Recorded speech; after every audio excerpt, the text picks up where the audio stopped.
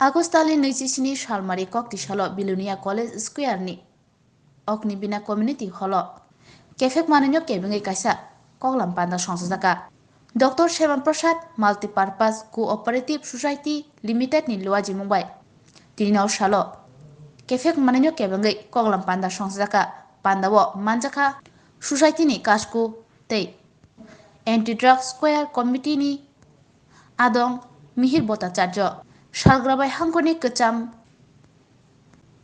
तांफां doctor Jagdish नम बिलुनिया पौर परिषदनि chairman Nikhil चंद्र गुप्त खबै ते कुबनी যুবকরা তারা বিভিন্ন মতবাদে বিশ্বাস হয়ে হয়তোবা সরকারের বিরুদ্ধে আন্দোলন করত, স্লোগান দিত, হয়তোবা সন্ত্রাসবাদীদের সঙ্গে হাত মিলাত। কিন্তু আজকে সরকার অত্যন্ত শক্ত হাতে সেই সন্ত্রাসবাদীদের দমন করেছেন যে না, আমাদের দেশে সন্ত্রাসবাদী থাকতে পারবে না। বিভিন্ন মতবাদে উৎসাহী হয়ে যুবকরা অনেকদিন চেষ্টা করেছিল এই দেশটাকে বিদেশের হাতে তুলে দেওয়ার জন্য, বিদেশি মতবাদে বিশ্বাসী হয়ে দেশটাকে বিদেশি জেলাতে তুলে দেওয়ার জন্য। সেই জায়গায় আমাদের কেন্দ্রীয় সরকার, আমাদের প্রধানমন্ত্রী নরেন্দ্র ভাই মোদীজির শক্ত পদক্ষেপে আজকে আমাদের দেশ থেকে একেবারে সন্ত্রাসবাদীরা নির্মূল হয়ে গেছে। আমাদের যুবকদের এখন কিভাবে নেশাগ্রস্ত করে এই দেশটার ক্ষতি করা যায়, আজকে আমাদের দেশের চারপাশে সেই ধরনের লোক আজকে বসে আছে। আজকে সীমান্তের পারে চেষ্টা করছে আমাদের দেশের যুবকদের জন্য নেশার সামগ্রী বিতরণ করে কিভাবে এই দেশটাকে, এই দেশের যুবকদের শেষ করে দেওয়া যায়। আজকে ভারতবর্ষ যুবকদের নিয়ে গর্ব করতে পারে। সারা পৃথিবীর মধ্যে আমাদের দেশে যুবকদের সবচেয়ে সংখ্যা বেশি। আগামী দিনে এই যুবকরাই এই দেশকে তুলে ধরবে। তাই আজকে এই যুবকদের কীভাবে নেশার কবলে শেষ করে দেওয়া যায় সেরকম একটা ব্যাপক পরিকল্পনা চলছে। এই সঙ্গে আমাদের তিনি সারাদিন বই পড়েন, কারো নেশা রয়েছে তিনি খেলার জগতে সমস্ত খবরাখবর রাখেন, কারো নেশা রয়েছে যে তিনি যেখানে কীর্তন পান সেখানে গিয়ে বসে বসে সেই কীর্তনের আস্বাদ তিনি নেন। এইরকম আরও বেশ কিছু নেশা রয়েছে যেখানে আমরা দেখি গ্রন্থাগার বা লাইব্রেরি রয়েছে, সেখানে গিয়ে বসে থাকেন। যে ভালো ভালো রাইটার কারা রয়েছেন ওনাদের লেখা বইগুলি সেগুলি পড়ে দেখেন। কিন্তু আজকাল এই সমস্ত নেশাগুলি আমরা একেবারেই দেখি না। সরকার চেষ্টা করছেন যুবকদের মধ্যে যাতে ভালো নেশা তৈরি হয়, গড়ে উঠে, তার জন্য বিভিন্ন জায়গায় তথ্যকেন্দ্র রয়েছে, লাইব্রেরি রয়েছে। বিলোনিয়া দক্ষিণ জেলা ভিত্তিক একটি বড় লাইব্রেরি, সেই লাইব্রেরিগুলি খালি পড়ে থাকে। যুবকদের মধ্যে সেই উৎসাহ নেই, সেই নেশা তৈরি হয়নি যে এখানে গেলে আমাদের সময়টা ভালোভাবে কাটতে পারে, ভালো ভালো লেখকদের সঙ্গে আমাদের যোগাযোগ হতে পারে, তাদের কাছ থেকে আমরা উৎসাহ পেতে পারি, প্রেরণা পেতে পারি। জীবনটা একেবারে ক্ষুদ্র নয়, অনেক বেশি বড়।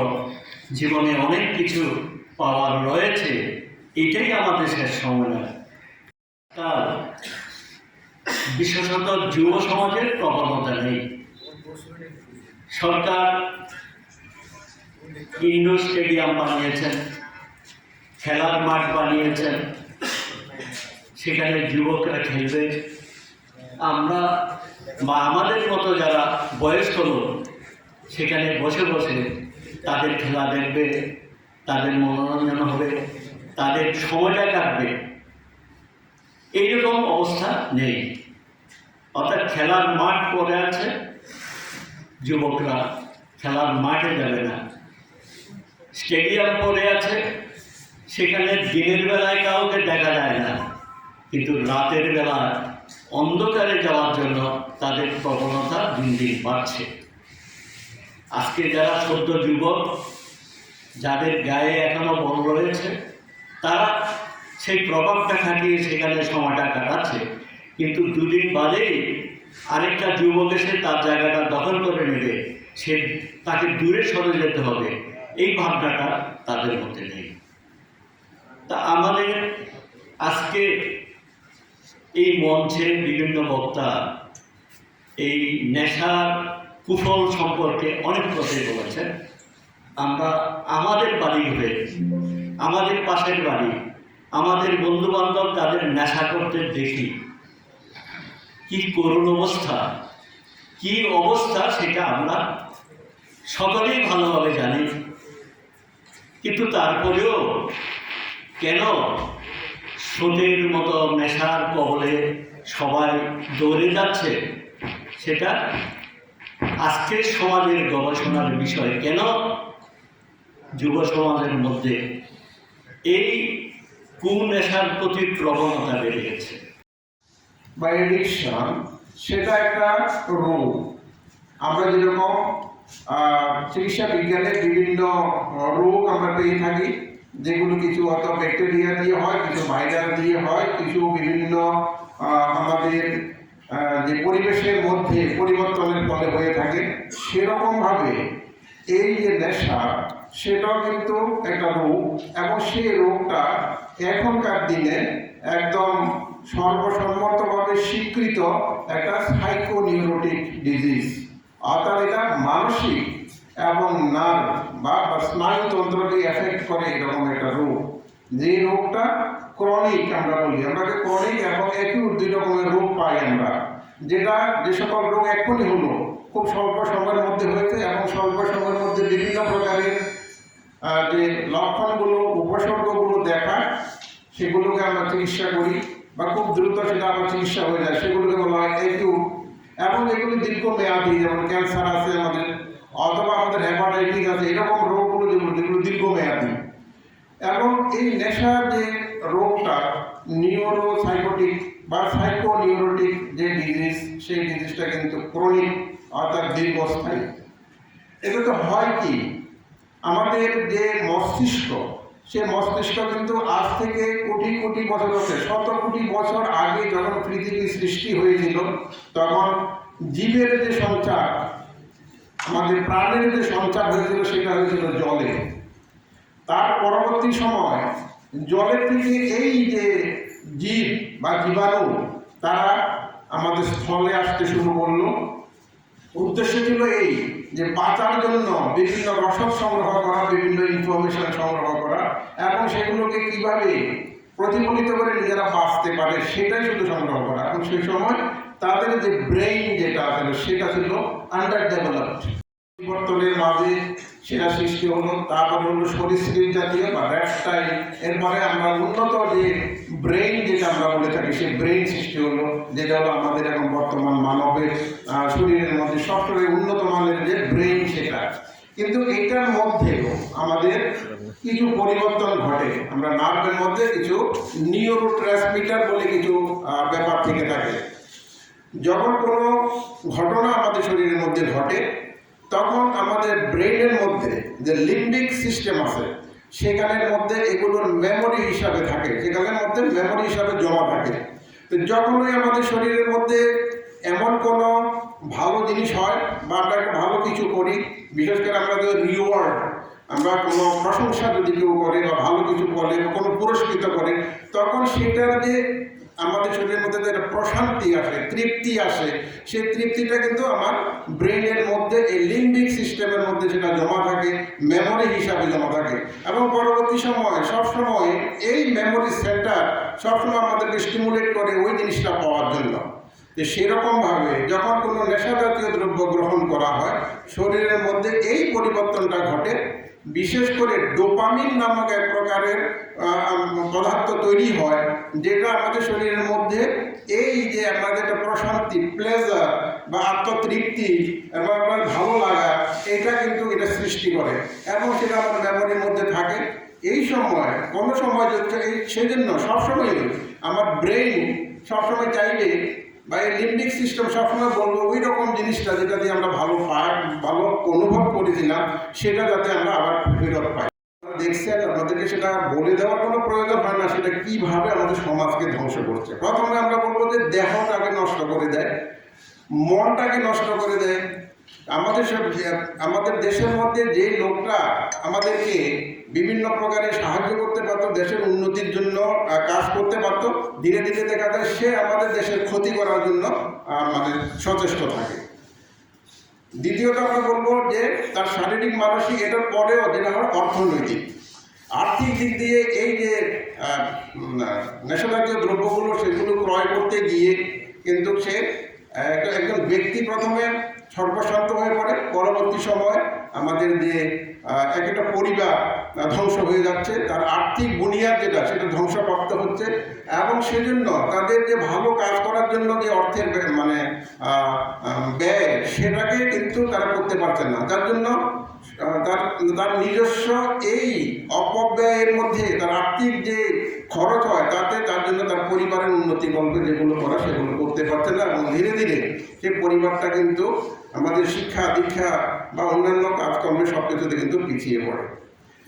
যদি সেটা তার কর্মক্ষমতা বা ধারণ করার ক্ষমতার বাইরে চলে যায় তখন সে আর সেটা কন্ট্রোল করতে পারে না, আনকন্ট্রোল অবস্থায় থাকে, তখন ওই যে পদার্থটা সেটাকে ছাড়া আর কিন্তু চলে না। আমাদের এই যে ডোপামিন শরীরের মধ্যে যখন তৈরি হয়, আমাদের শরীরের মধ্যে যখন সেটা আমাদের যে প্লেজার বা তৃপ্তি দেয়, তৃপ্তি দিতে দিতে সেটা আমাদের ব্রেনের মধ্যে কিন্তু স্থায়ীভাবে সংযুক্তি হয়ে যায়। এখন সেটা যখন বেশি হয় আমাদের সেই ব্রেনের যে নিউরনগুলো যেগুলো আছে যেগুলোকে ড্যামেজ করতে থাকে, সেজন্য কিছুদিন করার পরে তখন আর সেই অনুভূতি থাকে না। সেজন্য দেখুন, প্রথমে কেউ যদি এক প্যাক মদ্যপান করে তার যেরকম নেশা হয় কিছুদিন পরে সেটা আর হয় না, তখন সে আরো বেশি করে করতে পারে। এরকমভাবে বেশি করতে করতে করতে এক সময় দেখা যায় তার শরীরের মধ্যে যেমন শারীরিক তেমন মানসিক এবং যেরকম সামাজিক সব কিছুরই অবলুপ্তি হতে থাকে এবং সেই লোকটা নেশায় আসক্ত হয়ে যায় এবং তাকে সেখান থেকে বের করে আনা খুব কষ্টকর হয়। করার পরে আর ছাড়তে পারে না, সেটা কিন্তু শরীরের মধ্যে একটা পার্মানেন্ট ড্যামেজ হয়ে যায় এবং সে পার্মানেন্ট ড্যামেজটা একটা ডিজিজ বা রোগ হিসাবে আমরা শনাক্ত করি এবং বিভিন্ন সময় বিভিন্ন প্রকারের লক্ষণগুলো দেখা যায় এবং সেটা যদি সে ছাড়তে যায় তখন উইথড্রল সিনড্রোম তৈরি হয়। এটা ছেড়ে দেওয়ার পরে বডির মধ্যে বিভিন্ন প্রকারের উপসর্গ দেখা দেয়, তো সেগুলোরও কিন্তু আমাদের ট্রিটমেন্ট করতে হয়, চিকিৎসা করতে হয়। এবং এই যে ড্রাগ বা নেশা জাতীয় বিভিন্ন যে ব্যাপারগুলো সেগুলো শুরু হয় কিন্তু খুব ছোট ছোট জিনিস দিয়ে। প্রথমে বিড়ি সিগারেট সেগুলো খায়, তারপরে পান জর্দা সেগুলো খায়, তারপরে গুটখা, তারপরে এরকম করতে করতে মদ্যপান, তারপরে বিভিন্ন আমাদের আশেপাশে যেগুলো এখন সচরাচর পাওয়া যাচ্ছে সেগুলো থেকে কিন্তু আকৃষ্ট হয় এবং ধীরে ধীরে সে এটার মধ্যেই এটার দ্বারাই সে কন্ট্রোলে চলে আসে। কিভাবে জড়িত আমরা জানি যে ড্রাগ কি জিনিস। এটা হলো একটা প্রাকৃতিকভাবে যে ভেষজ বা ঔষধ সেটা, অথবা সিনথেটিক্যালি আমরা কৃত্রিমভাবে তৈরি করা কোনো ম্যাটেরিয়ালস বা ঔষধের মতো কোনো দ্রব্য যেটা আমাদের শরীরের মধ্যে প্রবেশ করার পরে যখন আমার শরীরের মধ্যে বিভিন্ন প্রকারের ক্রিয়া প্রতিক্রিয়া পার্শ্ব প্রতিক্রিয়া এগুলো যখন সৃষ্টি করে তখনই আমরা বলি এটা একটা নেশাজাতীয় দ্রব্য এবং তার ফলে সৃষ্ট যে আমাদের শরীরের মধ্যে যে সকল পরিবর্তনগুলো আসে সেগুলোকে আমরা বলবো নেশা। নেশা মানে মাল্টিপারপাস সোসাইটি সন 2018 থেকে আমাদের কাজ করা শুরু করি, কিন্তু আমরা রেজিস্ট্রেশন পেতে পেতে প্রায় 2020 হয়ে যায়। 20 পর থেকে আমরা সরকারিভাবে বা আমাদের সামাজিক কর্মসূচিগুলো আমরা পালন করার চেষ্টা করেছি। কোভিড যখন কোভিড প্রতিবারই চলছিল, ঠিক সেই সময়েও আমরা চেষ্টা করেছি সমাজের দুস্থ যে লোকজন আছে, প্রান্তিক লোক আছে, তাদের পাশে গিয়ে দাঁড়ানো। তারপর এখন সমাজের যে স্থিতি, সেই স্থিতিকে দেখে আমাদের মনে হচ্ছিল যে এখন যদি সমাজের জন্য কিছু করতে হয় তাহলে ড্রাগের যে মারণ নেশা, সর্বনাশা যে ড্রাগ, সেই ড্রাগের পুরো সাউথ ডিস্ট্রিক্ট ব্যাপী যেভাবে দক্ষিণ ত্রিপুরাতে প্রতিটি অঞ্চলে, প্রায় প্রতিটি অঞ্চলে যেভাবে বারবারান্ত, সেই বারবারান্ত থেকে আমাদেরকে যদি সংযত হতে হয় তাহলে আমাদের একটা সংগ্রাম, একটা প্রতিরোধ গড়ে তুলতে হবে। একজন কোন ব্যক্তির মাধ্যমে হয় না, কোনো পরিবারের মাধ্যমে হয় না, তখন আমাদের সমবেত হতে হয়। যেহেতু আমরা সমাজ সেবার পণ নিয়েছি, সুতরাং আমরা চেষ্টা করছি সবাইকে, সমাজের সমস্ত অংশের মানুষকে একত্রিত করে এমপি ড্রাগ স্কোয়াড গঠন করার। আর এই স্কোয়াডের মুখ্য উদ্দেশ্য একটাই, আমরা নেশাসক্ত এই সমাজকে জাগ্রত করা, ওদেরকে নেশার অন্ধকারময় জীবন থেকে বের করে আনা, রিহ্যাবিলিটেট করা, প্রয়োজন ওদেরকে যে ধরনের সাহায্য করার প্রয়োজন হয় আমরা সেই সাহায্য করব। আমরা আমাদের তন মন ধন দিয়ে আমরা চেষ্টা করব একটা সুস্থ সমাজ উপহার দেওয়ার।